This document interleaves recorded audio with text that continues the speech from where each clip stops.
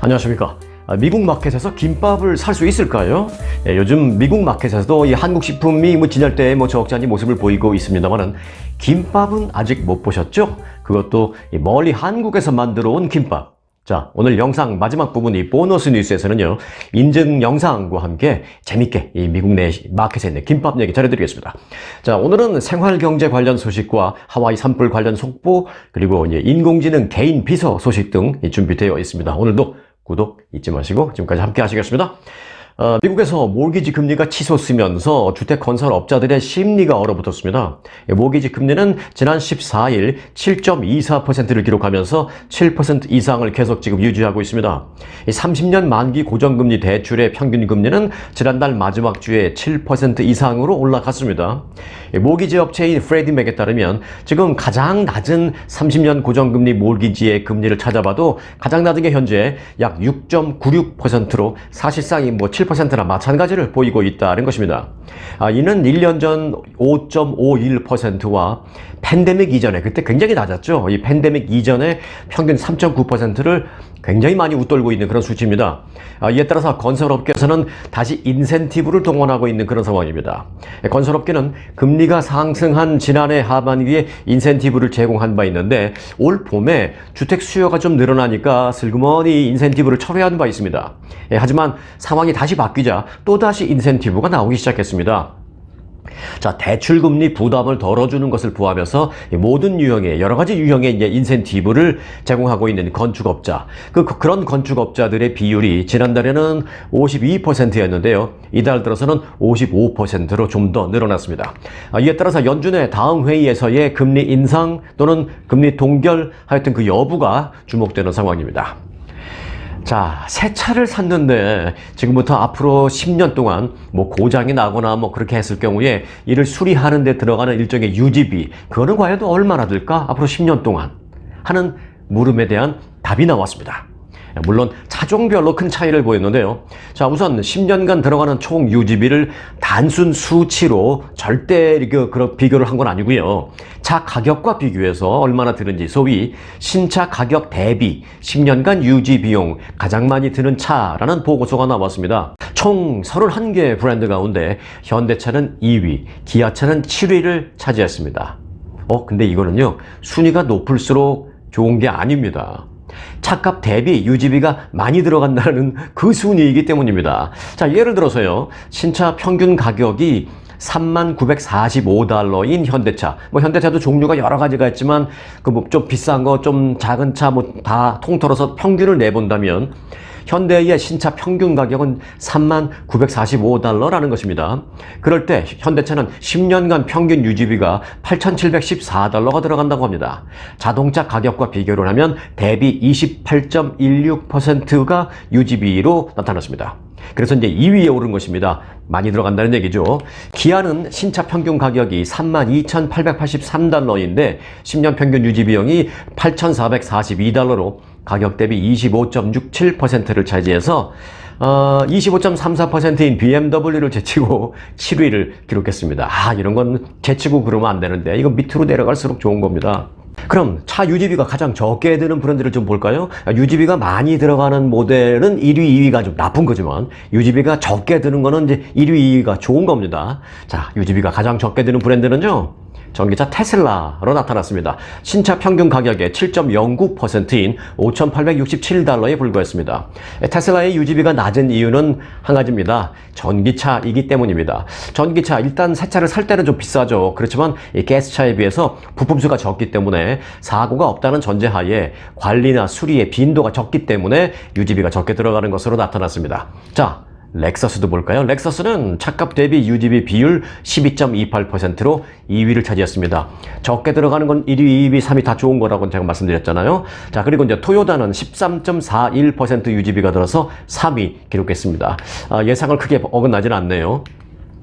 자, 이거는 그러니까 렉서스와 도요타는 전기차 테슬라를 제외한다면 가스를 넣는 차량으로서는 사실상 1위와 2위를 차지한 것입니다. 자, 유지비가 가장 저렴한 모델 탑 10을 보면 모델별로 볼게요. 가장 적게 들어가는 거니까 이제 순위가 1, 2, 3, 4일수록 좋죠. 자, 탑 10을 모델별로 보면 도요타 랜드크루저가 1위를 차지했습니다. 흥미로운 점은요, 탑 10 10개 모델 가운데 4위에 올라있는 GMC 유콘 XL과 7위에 올라있는 GMC 유콘 이 두 개 모델을 제외한 8개 모델을 다 도요타가 휩쓸었다라는 것입니다.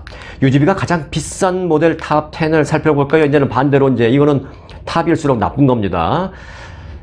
유지비가 가장 비싼 탑 10 일반 차는 램의 프로마스터 CT와 카고배를 비롯해서 램 2500, 램 5500, 그리고 4500 등 픽업 트럭이 1위, 3위, 4, 6, 7위로 절반을 차지했습니다. 픽업 트럭이 아무래도 뭐 고치고 이런 게 좀 많으니까 유지비가 많이 드는 모양이네요. 한국 차로는 기아 리오 5와 현대 베뉴가 유지비 비싼 모델 2위, 그리고 10위를 기록했습니다. 자, 그런데 여기서 이 보고서는 중요한 포인트 하나를 지적했습니다. 이 보고서는 도요타가 유지 비용이 가장 저렴하기는 하지만 그렇다고 해서 무조건적인 일본차의 선택은 신중해야 한다라고 지적하고 있습니다. 이 31개 브랜드 가운데 미쓰비시가 자동차 가격 대비 10년 유지비가 29.47%로 1위에 오른 것을 비롯해서 마스다는 25.25%, 수바루 25.18%로 9위, 10위에 올라 있습니다. 이거는 비싼 유지비가 많이 드는 거에 상위권 9위, 10위 많이 올라 있습니다. 그리고 이 밖에 혼다 21.24%, 에큐라 21.13%, 그래서 16위, 17위로 중위권에 이름을 올려놨습니다. 유지비가 적게 들은 브랜드 탑 10에는 도요타를 제외하면 닛산이 유일하게 6위에 올라 있는 상황입니다. 그리고 닛산의 고급 브랜드인 인피니티는 12위를 기록해서 뭐 조금 낮지만 그래도 여전히 괜찮은 그런 유지비 그룹에 속해 있긴 합니다. 이에 따라서 결론은 이렇습니다.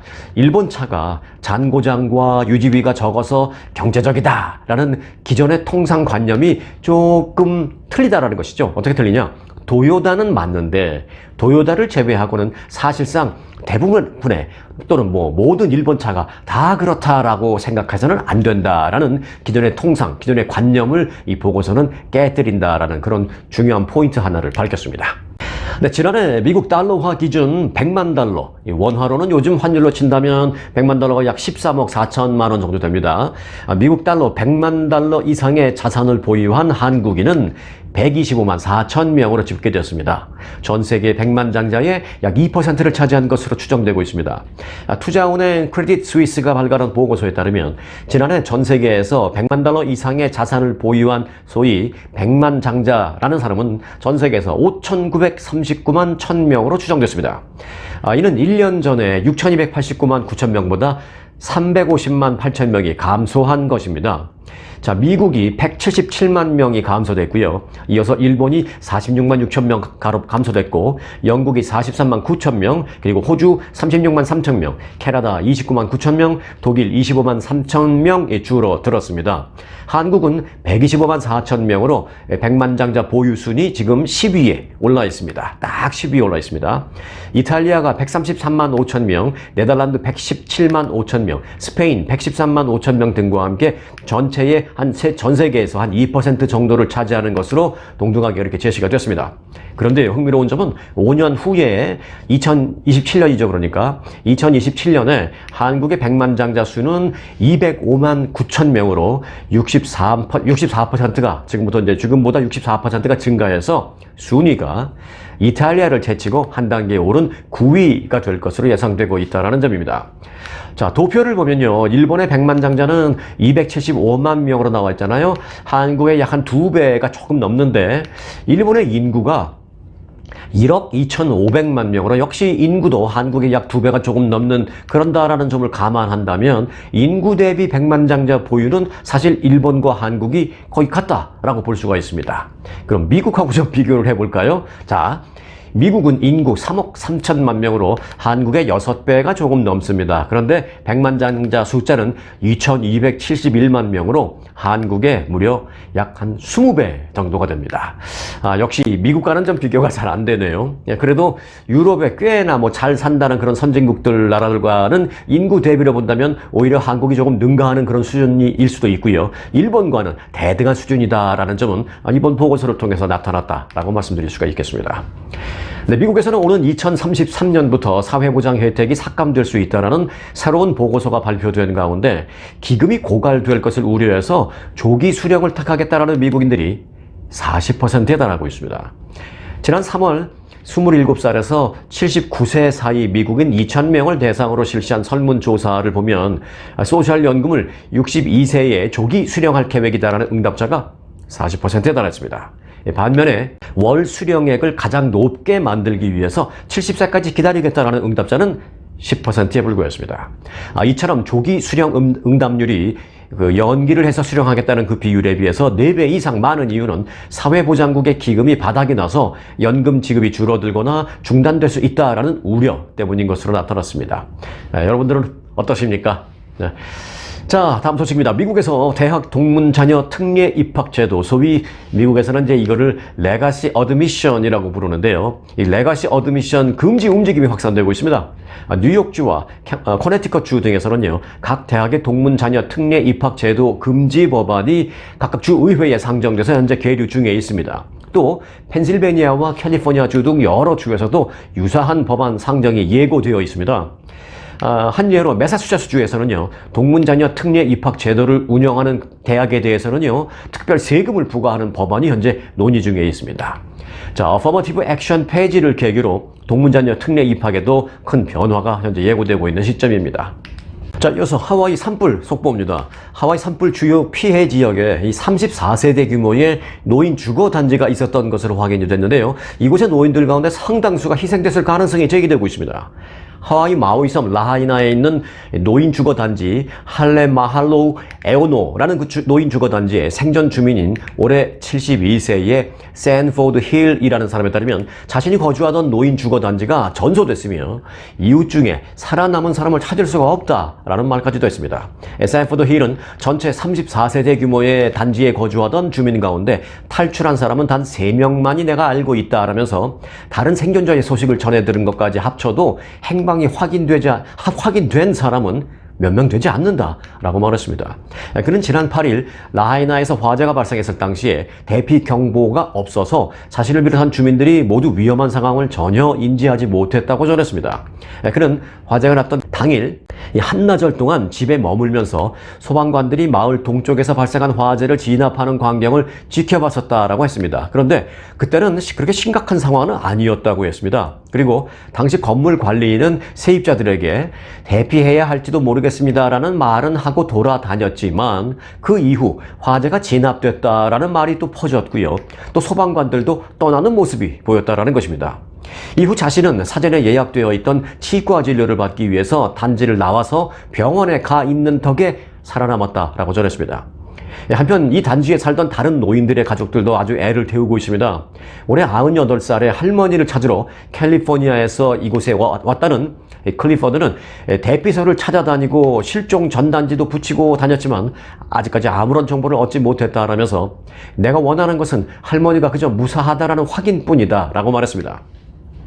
또 90세의 할머니를 찾는 데니얼이라는 사람 역시 우리는 현장에 들어가지도 못하고 찾아볼 수도 없는 상황이다 라면서 아주 답답한 마음을 토로했습니다.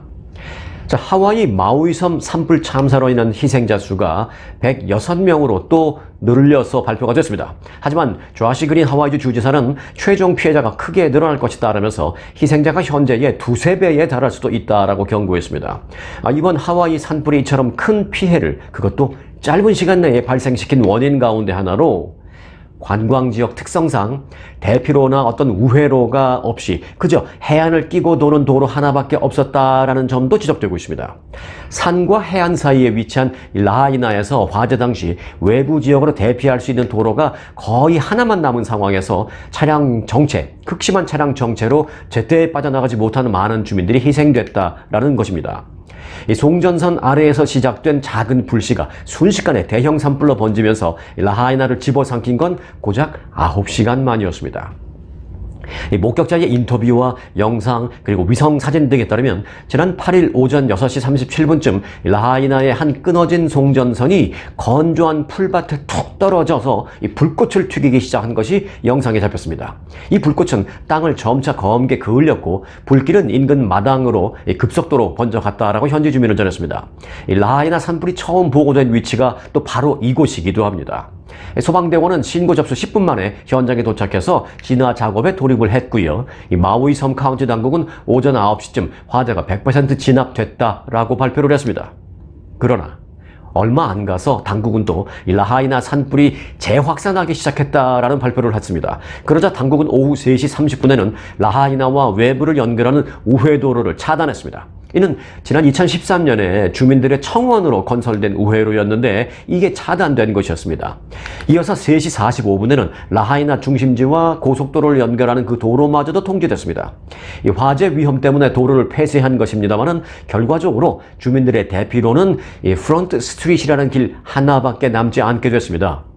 이로 인해서 위험 지역에서 빠져나가려고 도로에 차를 몰고 나와서 이 극심한 교통체증으로 발이 묶여있던 많은 차량과 그 안에 있는 탑승자들이 결국 희생됐다는 분석입니다. 정부 당국자들의 그 초기 대응에 문제가 있었을 것이다라는 추측을 하게 만드는 그런 부분도 있습니다. 산불 대피를 알리는 경보 사이렌은 울리지가 않았습니다.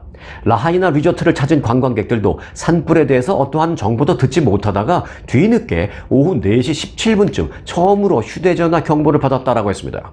해당 경보에는 가족과 애완동물을 지체 없이 대피시키세요. 운전이 어려울 수도 있습니다. 라고만 딱 적혀 있었다고 합니다. 이걸 보고 사람들은 이게 뭔 얘기지? 라고 한 사람도 많았다고 합니다. 목격자들은 당시 여기저기 끊어진 전선들이 늘어져 있는 상황이 곳곳에 많이 있었다라고 밝혔습니다. 그럼에도 불구하고 비상 메시지를 보냈을 때는 전혀 어떤 설명 없이 대피하세요. 운전이 어려울 수도 있습니다. 딱 그 내용만 있었다는 것입니다. 뭐 어디로 가라는 얘기도 없었고.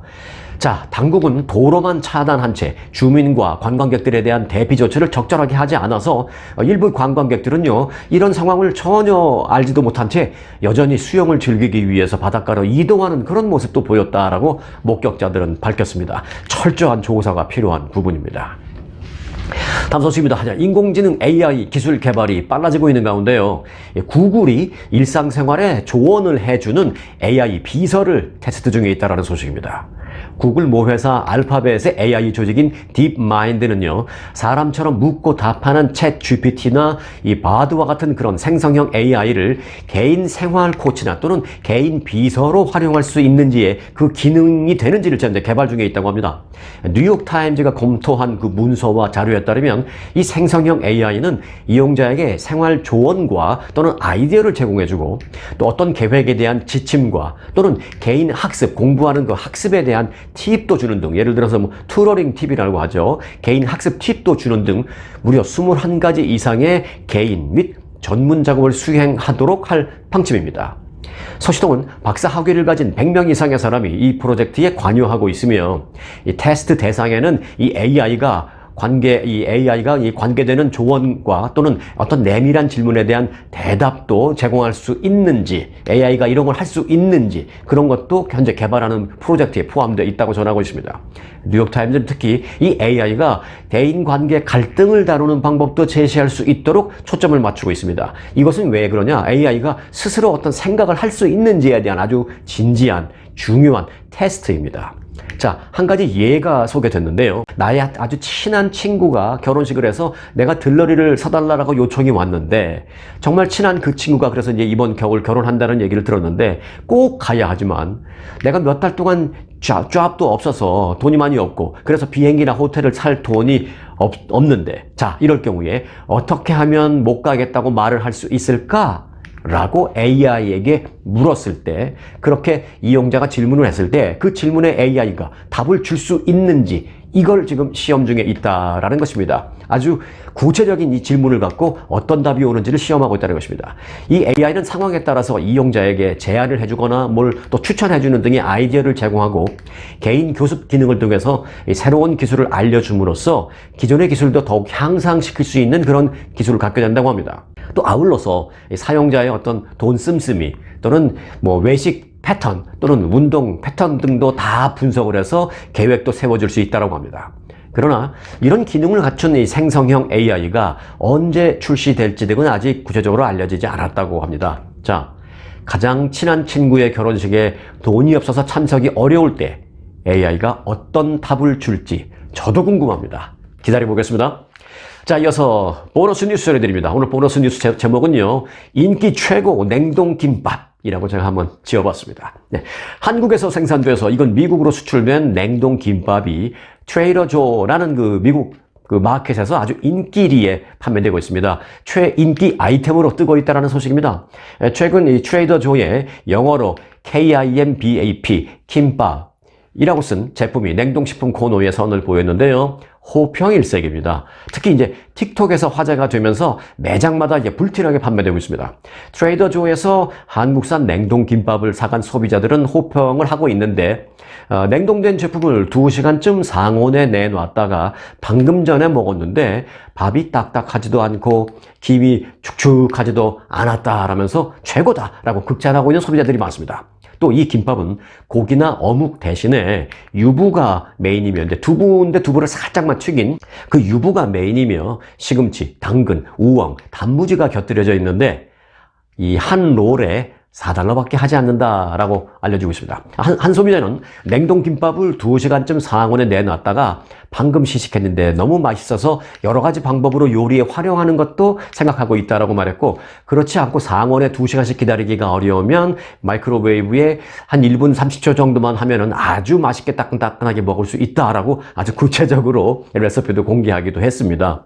또 어떤 소비자는 K푸드에 뭐 익숙한지 냉동김밥을 꺼내서 곧바로 뭐 마이크로웨이브에 넣거나 또는 상온에 데우거나 그렇지도 않고 얼은 상태 그 냉동김밥을 꺼내서 곧바로 이 막 풀어놓은 이 계란 풀어놓은 데에 찍어서 프라이팬에 구워 먹는 그런 모습을 영상에 올리기도 했습니다. 다양하죠? 자, 짧은 영상 하나 보실까요? 살짝 침이 고일 수도 있으니까 유의하시기 바라겠습니다. 자, 보시겠습니다.